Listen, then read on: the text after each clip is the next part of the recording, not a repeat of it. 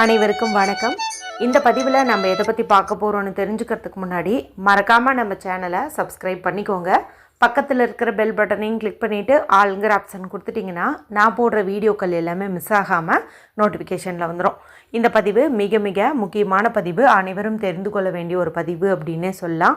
உங்கள் வாழ்க்கையில் தீராத கஷ்டங்கள் இருக்குது, கடன் சுமை இருக்குது, பணம் சேரவே மாட்டேங்குது, அதே போல் நல்ல இடத்துல மகனுக்கோ மகளுக்கோ வரன் அமைய மாட்டேங்குது, குழந்தை பாக்கியம் கிடைக்க மாட்டேங்குது, எல்லா காரியத்துலேயும் ஏதாவது ஒரு முயற்சி எடுத்தங்கும்போது அது தடைகள் ஏற்பட்டுகிட்டே இருக்குது.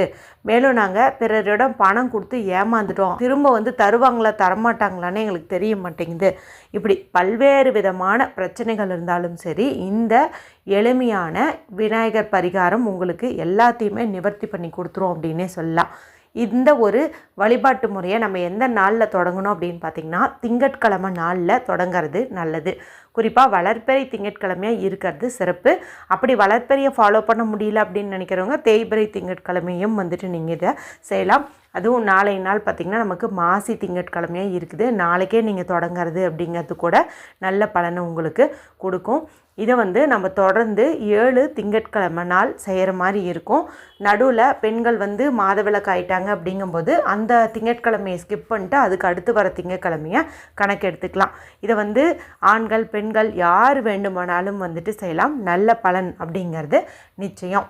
இப்போ திங்கட்கிழமை இதை எந்த நேரத்தில் தொடங்கணும் அப்படின்னு பார்த்தீங்கன்னா, இப்போ நீங்கள் பிரம்ம முகூர்த்தத்தில் எழுந்திருக்கக்கூடிய வாய்ப்பு இருக்குதுங்கும்போது அந்த நேரத்திலே நீங்கள் இதை செய்யலாம். இல்லைன்னா திங்கட்கிழமை காலையில் பார்த்திங்கன்னா நமக்கு 7:30லேருந்து 9 மணி வரைக்கும் ராகு காலம் இருக்குது. அந்த நேரத்தை ஸ்கிப் பண்ணிட்டு காலையில் ஒரு 10-11 மணி வரைக்கும்னு டைம் எடுத்துக்கிட்டு நீங்கள் செய்யலாம். ஒரு வேளை காலை நேரத்தில் இதை செய்ய முடியல அப்படிங்கும்போது மாலை ஒரு 4 மணியிலிருந்து மாலை ஒரு 6:30 வரைக்கும் நீங்கள் இதை தாராளமாக செய்யலாம். எங்கே செய்யணும் அப்படின்னு பார்த்தீங்கன்னா, உங்கள் வீட்டுக்கு பக்கத்தில் அரச மரத்தடி விநாயகர் கோவில் இருந்துச்சு அப்படிங்கும்போது அங்கே செய்கிறது அப்படிங்கிறது நல்லது. சில ஊர்களில் வன்னி மரத்தடியிலையும் விநாயகர் பெருமாள் இருப்பாங்க. பல ஊர்களில் அரச மரத்தடி விநாயகர் தான் வந்திருப்பாங்க. இந்த 2 மரத்தடியில் இருக்கக்கூடிய விநாயகருக்கு நீங்கள் தாராளமாக இதை செய்யலாம். சரி, என்ன பண்ணணும் அப்படின்னு பார்த்தீங்கன்னா, வீட்டிலேருந்து போகும்போதே நல்ல வெற்றிலையாக 2 எடுத்துக்கோங்க. நல்ல ஓட்டை புழு பூச்சியெல்லாம் இல்லாத மாதிரி நல்லதாக பார்த்து 2 வெற்றிலை எடுத்துக்கோங்க. அடுத்தது கொட்டைப்பாக்கு அல்லது வெட்டுப்பாக்கு, இந்த மாதிரி பாக்கு நீங்கள் எடுத்துக்கோங்க. அடுத்தது 2 வாழைப்பழம் எடுத்துக்கோங்க. அடுத்தது முக்கியமான ஒரு பொருள் தேவைப்படுது. அது என்ன அப்படின்னு பார்த்தீங்கன்னா, செம்பருத்தி பூ. இந்த செம்பருத்தி பூவை கொண்டு நம்ம விநாயகர் வழிபாடு செஞ்சோங்கும் போது கண்டிப்பாக எடுத்த காரியத்தில் வெற்றி நிச்சயம் அப்படின்னு சொல்லலாம். ஏன்னா இந்த பூவுக்கு அந்த சக்தி உண்டு. அதனால் ஒற்றை அடுக்கோ இல்லை அடுக்கடுக்காக இருக்கிற செம்பருத்தியோ, சிவப்பு நிற செம்பருத்தி இருந்துச்சு அப்படின்னா அதுக்கு முன்னுரிமை கொடுங்க. இல்லை உங்களுக்கு என்ன செம்பருத்தி பூ கிடைச்சாலும் சரி, அதை நீங்கள் எடுத்துகிட்டு போயிட்டு வைங்க. இப்போ செம்பருத்தி எங்களுக்கு கிடைக்காது அப்படின்னு நினைக்கிறவங்க உங்களுக்கு என்ன மலர் கிடைக்குதோ அதை நீங்கள் வைக்கலாம். இருந்தாலும் இந்த ஒரு வழிபாட்டு முறைக்கு செம்பருத்தி கிடைத்தால் அதுக்கு முக்கியத்துவம் அப்படிங்கிறது கொடுங்க. இப்போ இவ்வளவு தான் இந்த பொருட்கள். இதெல்லாம் நம்ம எடுத்துகிட்டு போயிட்டு விநாயகர் பெருமானுடைய பாதத்தில் இந்த வெற்றிலை பாக்கு பழம் இதெல்லாம் சமர்ப்பணம் பண்ணிவிட்டு அந்த எடுத்துகிட்டு போனோம்ல செம்பருத்தி பூ, அதை விநாயகர் பெருமான் பாதத்துலேயோ தலைப்பகுதியிலையோ வச்சுட்டு மனதார வேண்டிக்கோங்க. இந்த சமயத்தில் ஓம் கம் கணபதியே நமக அப்படிங்கிற மந்திரத்தை நீங்கள் 27 முறையோ அல்லது 108 முறையோ சொல்லலாம். என்ன கோரிக்கை நிறைவேறணும்னு நினைக்கிறீங்களோ அதை மனதார பிரார்த்தனை பண்ணிக்கோங்க. இப்போ அந்த அரச மரத்தை நீங்கள் 7 முறை 11 முறை 9 முறை 27 முறை 108 முறை இந்த மாதிரி உங்களுக்கு வசதிப்படுற மாதிரி நீங்கள் சுற்றி வர்றது அப்படிங்கிறது நல்லது. மாலை நேரத்தில் போகிறவங்க மாலை 6 மணிக்கு மேலே இந்த மாதிரி சுற்றக்கூடாது. அதனால் முடிஞ்சளவு கொஞ்சம் சீக்கிரமாகவே பண்ணுங்கள். உங்களுக்கு வாய்ப்பு கிடச்சிதுன்னா காலையிலேயே நீங்கள் போயிட்டு வர்றது அப்படிங்கிறதும் நல்லது.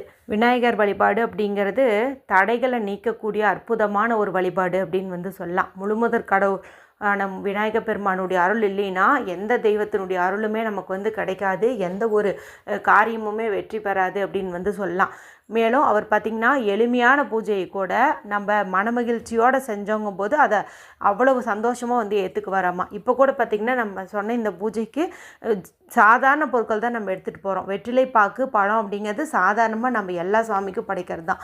இதையே நம்ம எடுத்துகிட்டு போகிறோம். என்ன காரிய சித்தி ஏற்படுறதுக்கு இந்த செம்பருத்தி பூவை நம்ம கொஞ்சம் எக்ஸ்ட்ராவாக வந்துட்டு எடுத்துக்கிறோம்.